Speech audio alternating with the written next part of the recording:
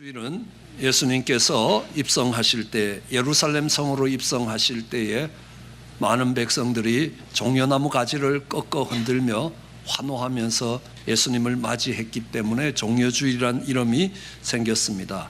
이 종려주일은 바로 예수님이 십자가에 달리시는 고난주간의 시작입니다.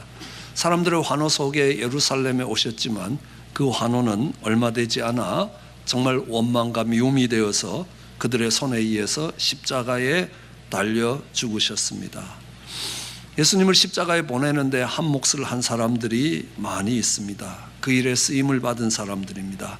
주님은 십자가에서 제일 먼저 그들을 위해 기도합니다. 아버지, 저들을 용서해 달라는 것입니다. 그리고 그들이 용서를 받아야 되는 이유는 그들이 하는 일을 알지 못한다. 우리도 알지 못하는 사이에 예수님을 십자가로 내모는 자리에 서 있을 수 있다는 사실입니다. 제일 먼저 예수님을 십자가로 보내는 최종 판결을 내린 빌라도가 있습니다. 빌라도는 예수님이 무죄라는 것을 알았습니다. 그래서 예수님을 살리기 위해서 여러 방안을 간구합니다. 마지막으로는 이 바라바라는 아주 흉악한 죄인과 예수님 중에 한 사람을 선택하라고 제시합니다. 마태복음 27장 18절에 보면 그 두 사람 중에 한 사람을 석방하겠다는니다. 사면하겠다고 말합니다. 이 빌라도가 그렇게 한 이유가 18절에 보면 그가 대제사장들과 장로들의 시기로 예수님이 넘겨진 줄을 알았기 때문입니다. 예수님이 죄가 있어서 지금 재판장에 서는 것이 아니라 저들의 시기와 질투에 의해서 오늘 이 재판장까지 끌려왔다는 것을 알고 있었기 때문에 그렇게 판결을 내리고자 했던 것입니다. 사실 예수님은 로마법상으로 무죄입니다. 로마는 많은 나라를 점령해 가면서 그 점령당한 나라들이 로마에 대해서 정치적으로 군사적으로 저항하지 않는다면 그들이 어떤 문화를 갖고 있든 어떤 사고를 갖고 있든 어떤 종교를 신봉하든 그것을 다 그들이 원하는 대로 허락해 주고 있었습니다. 그 종교가 정교든 사교든 로마 정부는 상관하지 않았습니다. 그렇기 때문에 예수님이 정말 이 로마를 대항해서 정치적으로 군사적으로 반란을 일으킬 조짐이 없다는 것을 빌라도는 너무 잘 알았습니다. 빌라도가 로마 황제에게 보고했던 빌라도 보고서가 발견되면서 빌라도는 그 예수님에 대해서 자세히 조사를 했다는 사실을 우리는 알 수 있습니다. 그것에 보더라도 이가 정치적으로 군사적으로 반란을 일으킬 의도가 없다는 것을 입증하고 있습니다. 예수님이 그 로마법에 의해서 무죄라는 것을 알면서도 이 빌라도는 자기의 자리를 지키기 위하여 자기의 자리가 위태로울까 염려하여 예수님을 십자가에 내몰아가고 있습니다.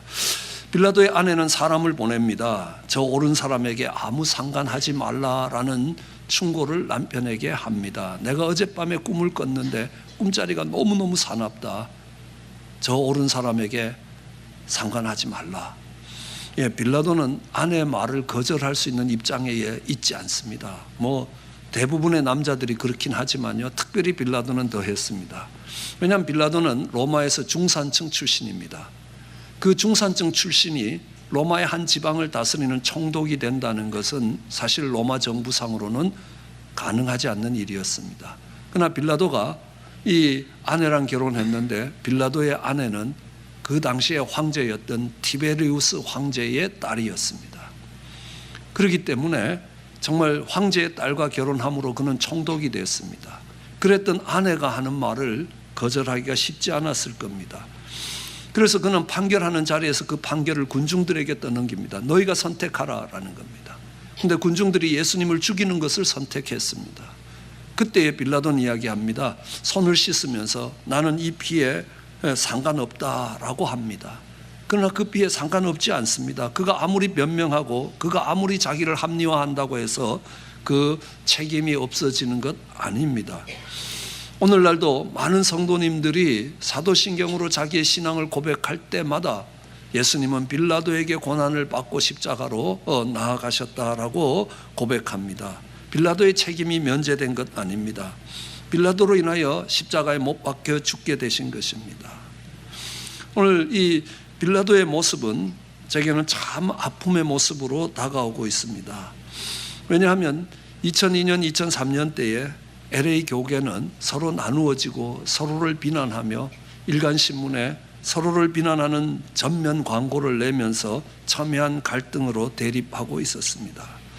저는 저 소득 없는 싸움에 끼어들지 않아야겠다고 생각했습니다. 갈등과 문제를 떠나서 조용히 하나님이 맡겨주신 교회에 목회에 전념해야 되겠다고 생각할 때 하나님이 제게 보여주신 것은요, 빌라도처럼 손을 씻고 있는 제 모습이었습니다. 손을 씻는다고 그 책임이 없어지지 않는다는 사실입니다. 저는 많은 성경 말씀 중에 사랑하는 말씀 한 구절이 있습니다. 역대하 7장 14절 말씀입니다. 내 이름으로 일컫는 내 백성이 그 악한 길 떠나 스스로 겸비하여 내 얼굴을 구하면 내가 하늘에서 듣고 그 죄를 사하고 그 땅을 고치시겠다라는 약속의 말씀입니다. 오늘 이 땅이 누구 때문에 무엇 때문에 황폐해졌을지라도 그 땅의 회복의 책임은 내 이름으로 일컫는 내 백성에게 있다고 말씀하고 계시는 것입니다. 오늘 무엇 때문에 이 정말 교회들이 무엇 때문에 이 교계가 갈라지고 갈등할지 몰라도 어떤 이유 때문에 올지 모르더라도 그 문제에 대한 책임, 그것의 회복에 대한 책임은 내 이름으로 일컫는 내 백성에게 있다고 하나님이 말씀하시는 겁니다. 그것이 이 LA에서 선교대회를 준비하기 시작한 이유였습니다. 교회들이 하나 되는 모습을 보이고 싶었기 때문입니다. 어느 국가든 어느 교회든 문제와 갈등이 없는 조직이 없습니다. 그 문제 속에서 나는 상관없다고 손을 씻으면서 조용히 교회를 떠난다고 그 문제가 해결되는 게 아니라는 겁니다. 그 핏값에 대해서 내가 자유로운 것 아니라는 겁니다. 나는 멀리 서서 그 골치 아픈 문제를 떠나 편안해진다고 생각할지 모릅니다. 그러나 아닙니다. 오히려 그 진흙탕에 싸우는 사람들을 손가락질할 수 있을지는 몰라도 하나님은 그 자리가 빌라도의 자리라고 말씀하시는 겁니다. 오늘 우리가 살아가는 이 시대에 동성연애가 만연합니다. 나는 그 일에 상관없다고, 그들과 싸우지 않겠다고, 나만 거룩하고 고고하게 지내면 될 것이라고 손을 씻는다고 해서 그가 무죄해지는 것 아니라는 겁니다. 하나님이 맡겨두신 가정을 깨트리면서 이혼을 해가면서 이것은 남편 책임이야, 이거는 아내 책임이야 하고 손을 씻는다고 그 가정을 깨트린 것에 대한 책임이 없어지고 그 핏값에서 자유로워지는 것 아니라는 겁니다. 교회 갈등 속에 이거는 고집스러운 목사의 책임이야, 아니면 미련한 집사의 책임이야 하고 손을 씻는다고 무죄하지 않다는 겁니다. 책임질 자리에서 책임지지 않을 때 빌라도와 같이 쓰임을 받으면서 예수님을 십자가로 내몰게 될 것이라는 겁니다. 현실에 타협하지 않을 때 어쩌면 내 지위를 잃어버릴지 모릅니다. 내 명예를 잃어버릴지 모릅니다. 가난해질지 모릅니다. 십자가가 기다릴지 모릅니다. 그러나 영원히 저주받는 빌라도와 같은 그런 실패는 하지 않을 것입니다. 무엇을 잃어버릴지라도 영원한 저주의 이름은 되지 않을 것입니다. 이 빌라도와 달리 예수님은 정말 죄가 가져다 놓은 갈등과 허물과 부족들을 책임지시고 십자가에 매달리신 겁니다. 그들의 죄의 문제를 해결하기 위해서 십자가를 지신 것입니다. 예수님뿐만이 아닙니다. 무너진 예루살렘의 성벽을 다시 세워 올리던 느헤미야라는 사람이 있습니다. 이 느헤미야는 예루살렘 성벽이 무너지는데 관여하지 않았던 사람입니다. 예루살렘 성벽이 무너지고 난 뒤에 태어난 사람입니다. 그러기에 예루살렘 성벽이 무너진 데 대해서 책임이 없었던 사람입니다. 그러나 누군가가 그 시대에 잘못했던 사람들의 책임일지 모릅니다. 그러나 느헤미야는 그렇지 않았습니다. 누구의 문제 때문에 이 성이 무너졌을지 몰라도 이 성을 회복시키는 것은 우리의 책임이라는 겁니다. 그는 책임을 떠맡는 자리에 갔습니다. 하나님은 그의 인생을 존귀하게 만들어 주셨습니다. 우리는 다니엘을 알고 있습니다. 다니엘서를 통해서 본 다니엘은요, 얼마나 경건한 사람인지 그의 삶 속에서 어떤 죄악된 모습도 찾아볼 수 없습니다. 물론 그가 죄인이 아니라는 이야기는 아니지만 그 다니엘서에 나타나는 그의 온 삶을 바라보면 이렇게 하나님 앞에 거룩하게 설 수 있을까 하는 정말 이렇게 도전을 받게 됩니다. 그 다니엘은요, 다니엘서 9장에 보면 그 민족이 죄로 인하여 바벨론까지 쫓겨와서 종살이하고 있는 그 모습에 대해서 그는 자신의 책임으로 받아들입니다. 나와 내 열조가 범죄했기 때문에 오늘 이 자리에 왔습니다. 정말 이 죄를 용서해 달라고 하나님께 나아갔던 것입니다. 그의 기도는 그 민족의 운명을 바꿀 수 있었습니다. 왜요? 그 민족의 죄를 떠맡으면서 책임졌기 때문입니다. 내가 책임져야 될 자리에서 손을 씻으면서 나는 이 일에 책임이 없다라고 한다고 해서 그 핏값에서 자유로운 것이 아니라 오히려 그것이 예수 그리스도를 십자가로 몰고 가는 그런 자리에 서게 되는 것입니다. 책임질 자리에서 그것이 어쩌면 내 책임이 아닙니다. 다른 사람의 죄와 허물 때문에 이뤄진 책임일지라도 십자가를 지고 아버지 저들을 용서해 달라고 이야기할 때에 하나님의 놀라운 역사가 우리 가운데 베풀어질 것입니다. 그런 사명의 자리로 돌아갈 수 있게 되기를 주의 이름으로 축원합니다.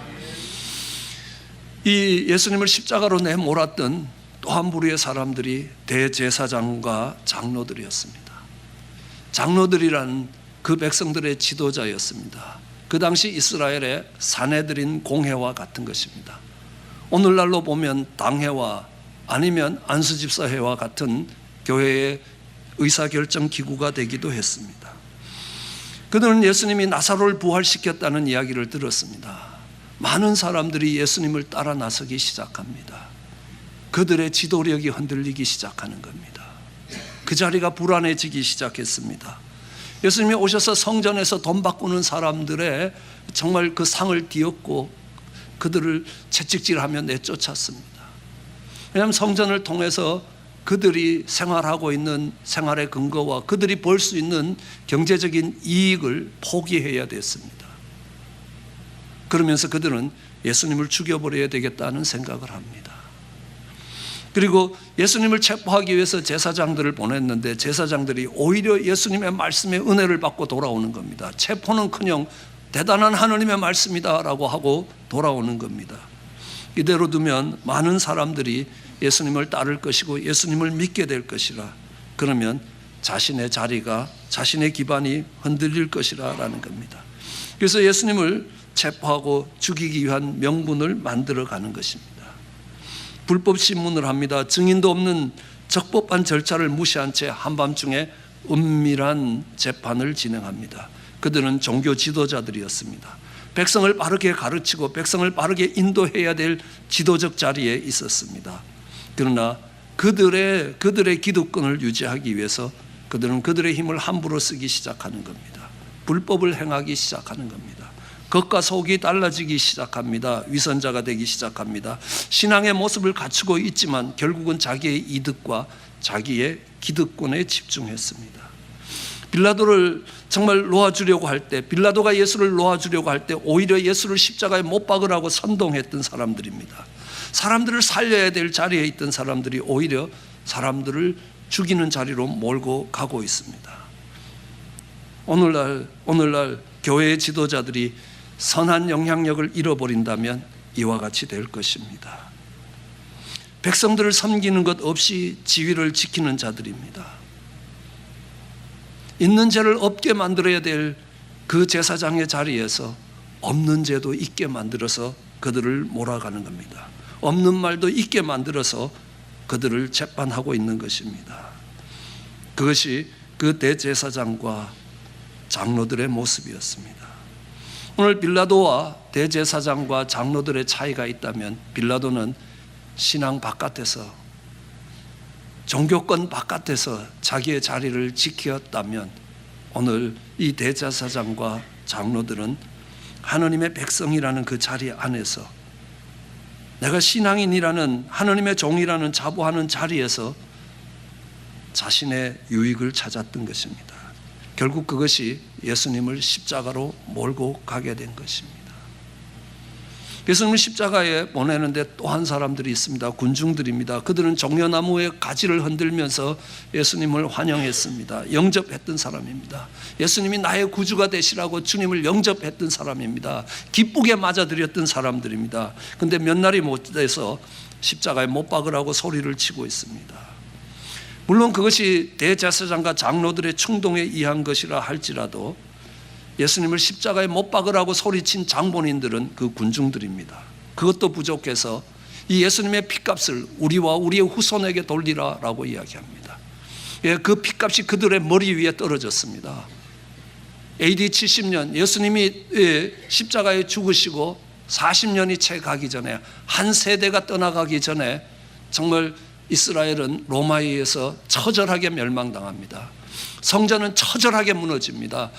예수님이 말씀하신 것처럼 돌 위에 돌 하나 남지 않습니다. 왜냐하면 예루살렘 성전의 돌들은 다 금으로 입혔습니다. 예루살렘 성전을 점령했던 로마 군대는 그 금을 끌고 가기 위해서 그 돌들을 다 깎았습니다. 그러기 위해 돌 위에 돌 하나 남지 않은 채로 그들은 처절하게 무너졌습니다. 그뿐만이 아닙니다. 많은 분들은 그럽니다. 그로부터 2000년이 되는 동안에 이스라엘은 한 번도 나라를 구성하지 못합니다. 수없이 다른 나라에 쫓겨다니면서 얼마나 많은 학대와 죽임을 당했는지 모릅니다. 2차 세계대전에 600만 명이 죽어가는 그것을 보면서 그 핏값이 그들의 후손에게 돌아가는 모습들을 우리는 확인할 수 있다는 겁니다. 분별력이 없었기 때문에 그렇다고요?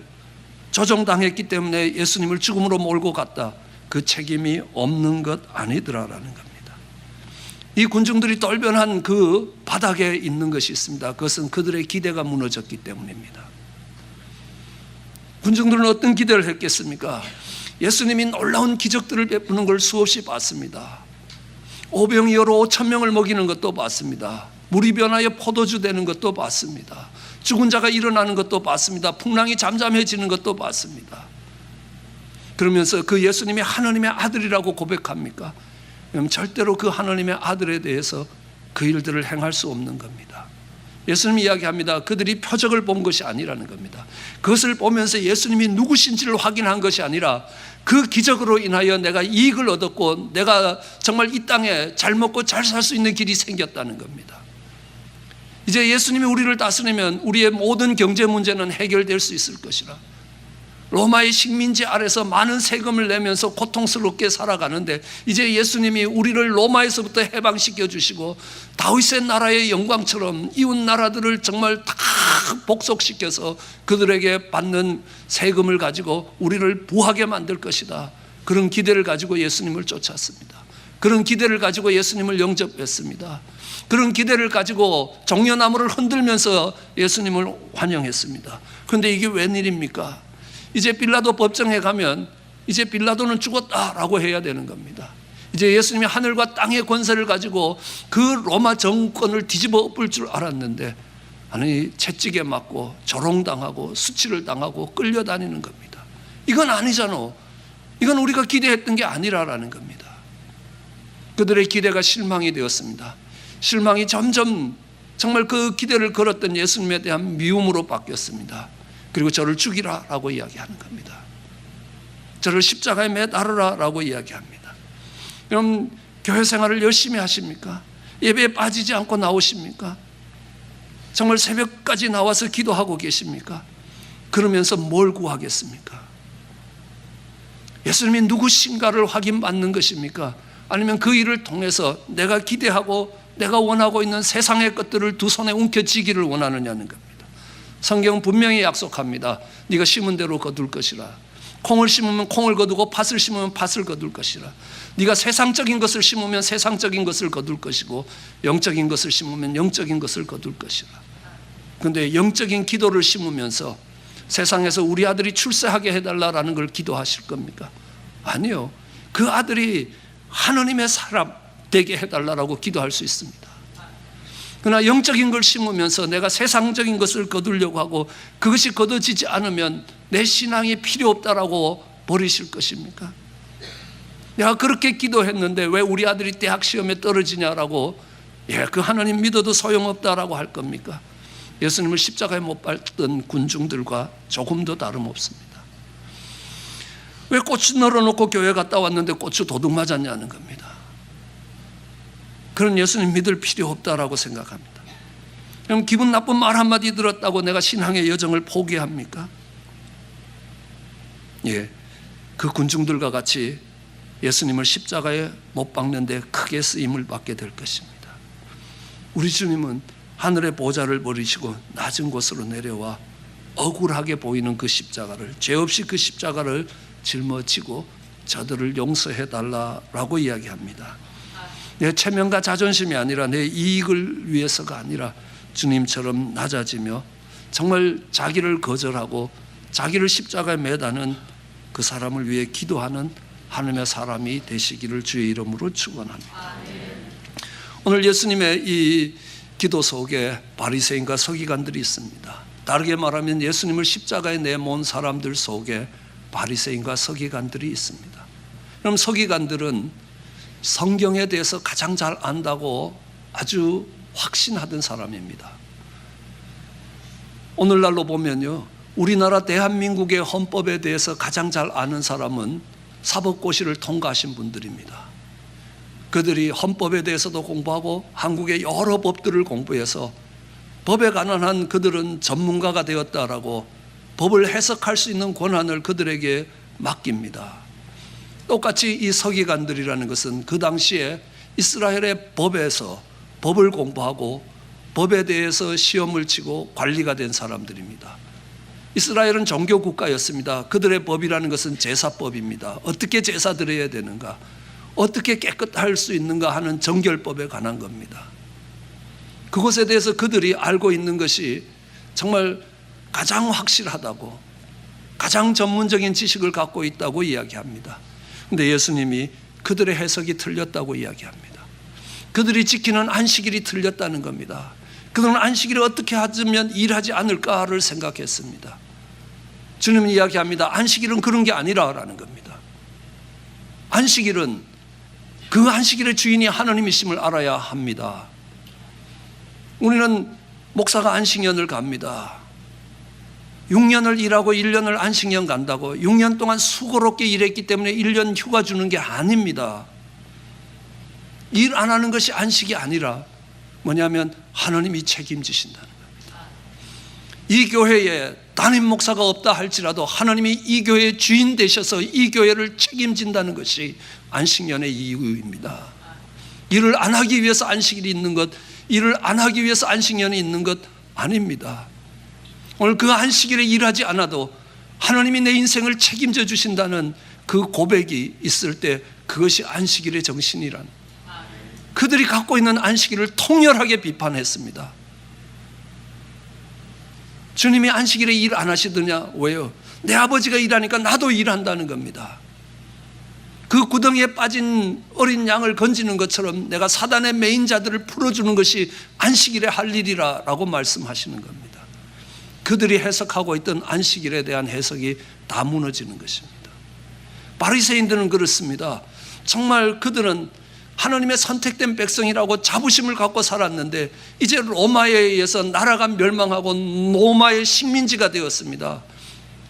로마의 식민지가 되었다는 것보다 더 고통스러운 것은 선택된 백성, 전능하신 하나님의 백성인데 이 세상 백성에 종살이하고 있다는 것을 견디기가 어려웠습니다.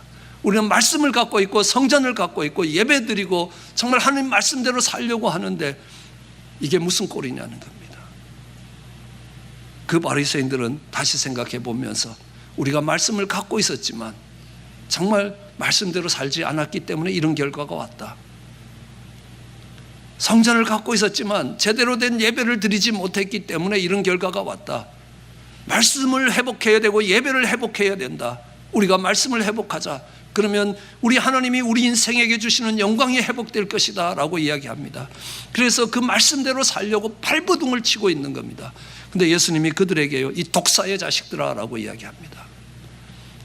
이 사탄의 아들들아 라고 이야기하시는 겁니다. 왜 그들로 사탄의 아들이라 라고 이야기하십니까?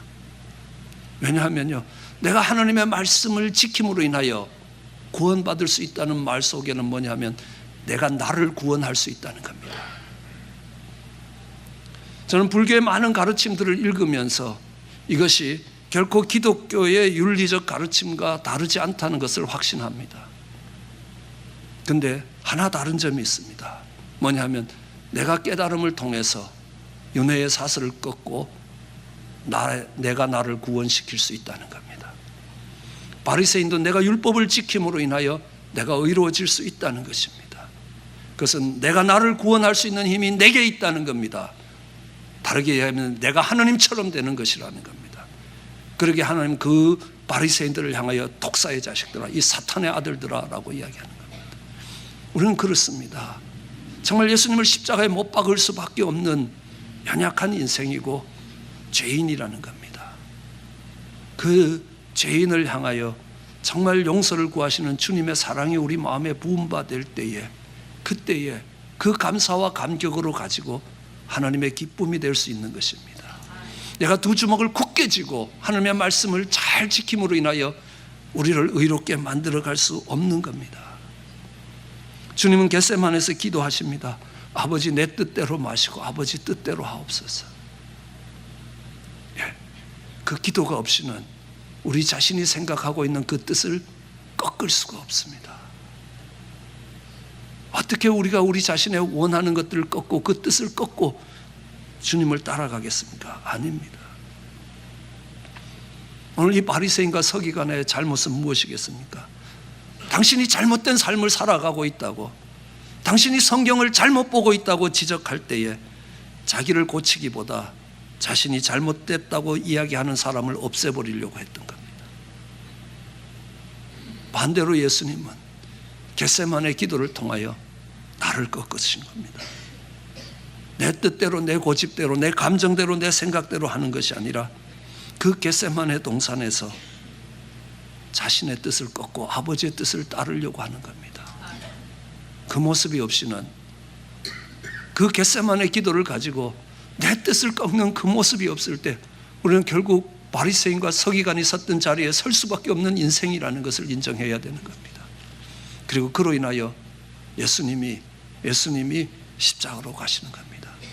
그로 인하여 그의 몸된 교회가 찢어지는 것이라는 겁니다. 예수님의 기도 속에는 가롯 유다와 베드로가 포함되어 있습니다. 참 놀라운 것은요, 그들은 예수님 가까이 있었던 제자들이었습니다. 3년 반을 예수님을 따라다니면서 예수님을 섬겼던 제자들이었습니다. 배웠던 제자들입니다. 그런데 어떻게 이 유다는 그런 비극적인 결과로 예수님을 파는 자리에까지 갈 수 있었겠습니까? 그 원인은요, 유다가 똑똑해서 그렇습니다. 너무 똑똑했습니다.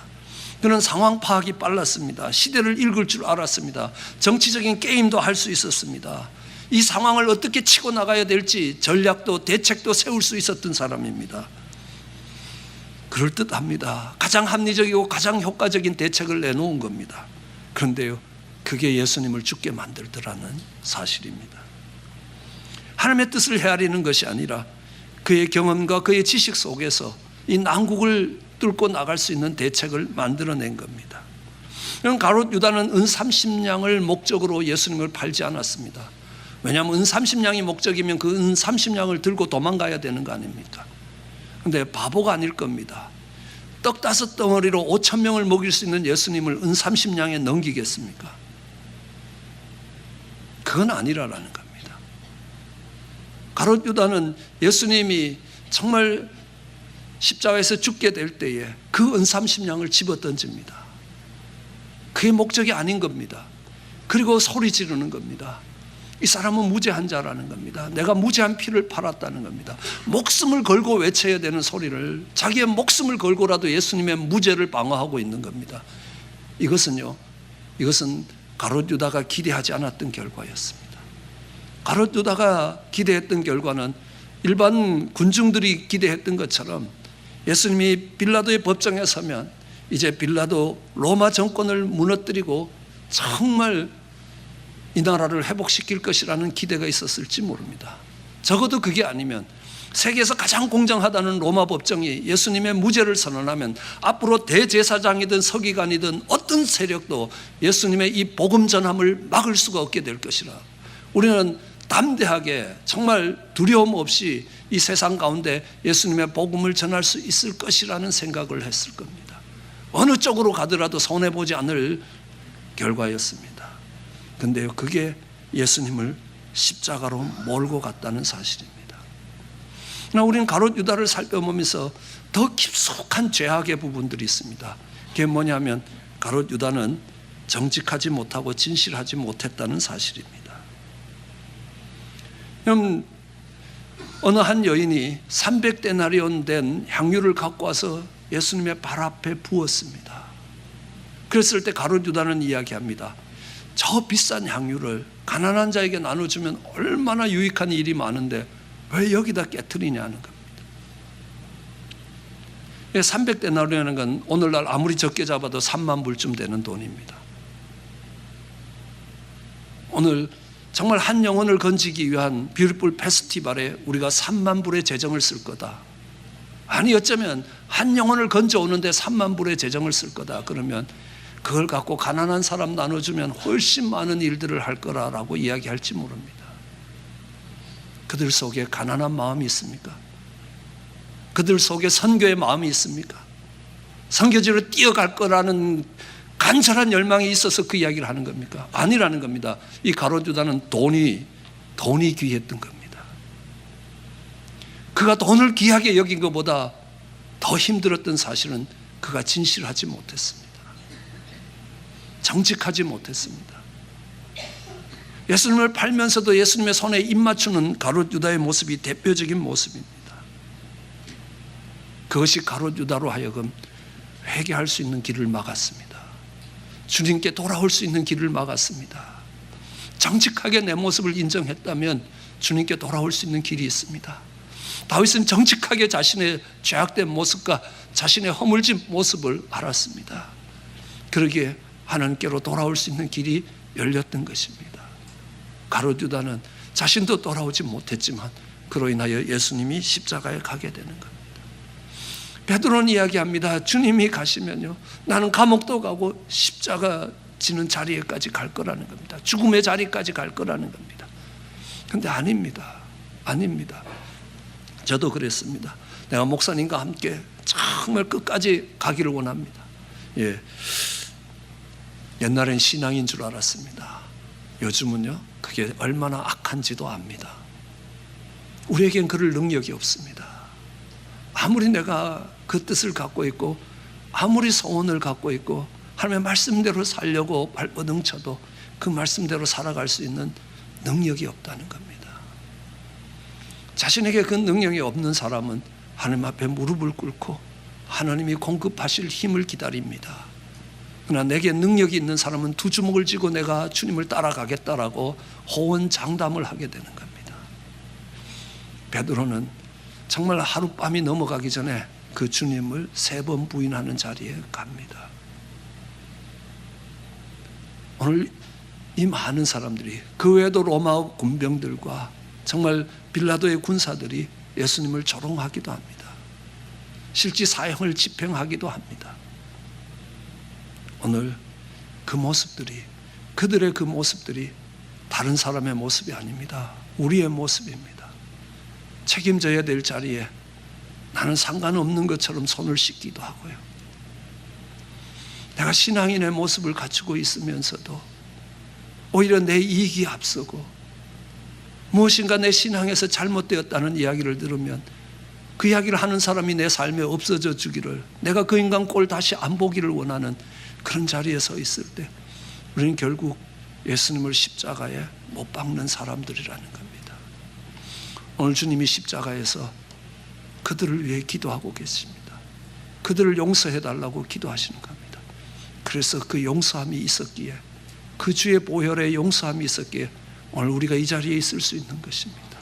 그렇다면 이제 그 주님의 용서와 그 사랑이 우리에게 감사와 감격이 되어서 이제는 주님이 서신 십자가의 자리에 우리가 서기를 원하고 십자가를 지고 주님을 따르기를 원한다고, 주님 정말 호산나처럼 우리를 구원하셔야 된다고, 주님이 구원하시지 아니하시면 우리는 빌라도처럼 대제사장과 장로들처럼 어쩌면 바리새인과 서기관처럼 어쩌면 어리석은 군중들처럼, 어쩌면 제자라고 자부심하면서 정말 외면하는 가룟 유다와 베드로의 자리에 설 수밖에 없습니다. 우리는 구원이 필요한 사람들입니다. 하나님의 은혜가 필요한 사람들입니다. 우리에게 은혜를 베푸시면 그 은혜가 주시는 감사와 감격을 가지고 이제는 십자가 지고 주님을 따르기 원합니다. 이것이 우리의 신앙 고백이 되기를 주의 이름으로 축원합니다. 기도하시죠.